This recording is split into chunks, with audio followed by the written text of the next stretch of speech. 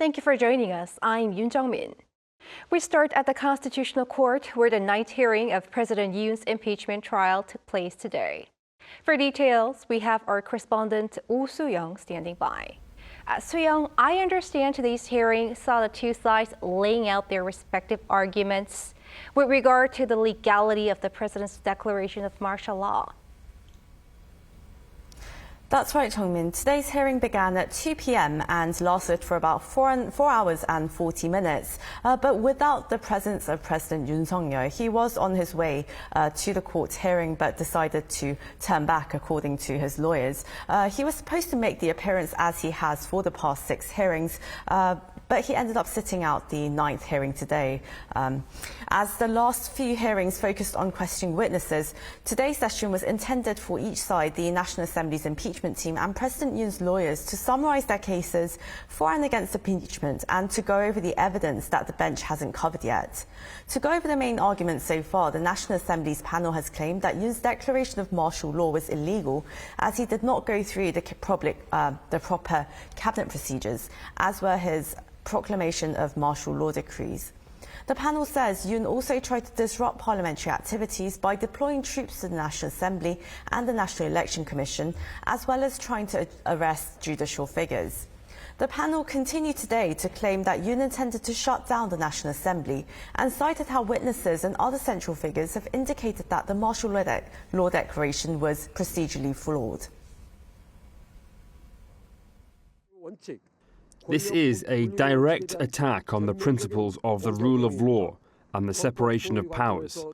From the perspective of constitutional protection, it is an absolutely unacceptable act. Meanwhile, Yoon's side has continued to insist that martial law is constitutional as an executive right of the president, and that the opposition party had made it impossible for the government to function by constantly impeaching officials, railroading controversial bills through parliament, and dramatically cutting government budget. The team on Tuesday further built on suspicions of election fraud in the general election last year, saying that there appeared to have been false ballot papers and irregularities that needed to be investigated. Moving forward then, what can we expect on Thursday? Well, Thursday's hearing will see 3 witness examinations, beginning with Prime Minister Han Duck-soo. Now, Han has previously stated that the president did not hold a proper cabinet meeting before declaring martial law on December 3rd. Former Deputy Director of National Intelligence Service Hong Jang-won will also be summoned. He actually came to the witness questioning earlier this month for the National Assembly side, but he's going to return again to be questioned by Yoon's legal team. Hong has claimed that there's a list of 14 to 16 figures that the president wanted arrested under martial law. The third witness is National Police Agency Commissioner General Cho Ji-ho, who's going to stand witness after missing 2 sessions for health reasons. Both the National Assembly panel and Yoon's legal team plan to question the Prime Minister and the Police Commissioner General. And I also hear the court rejected an earlier request by the president's defense team for a rescheduling of Thursday's session. That's right, Jung-min. Despite President Yoon's legal team's request to postpone Thursday's hearing, which would be the 10th in the trial, to next Tuesday, the court decided to reject that request. When Yoon's team asked for a reconsideration, the bench merely pushed back the hearing by an hour so that it will now begin at 3 p.m. instead of 2 p.m. Acting Chief Justice Moon Young-bae, he suggested as Yoon's pre-trial for his criminal case that begins that day, that's at 10 a.m., the legal team should have time to make it in the afternoon.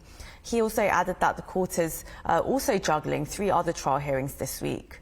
So Thursday looks to be the last witness examination at this point, and as the court rejected all other applications made by Yoon's lawyers, it seems that the trial is coming to a close, and of course the court has emphasized the need for a swift trial proceeding.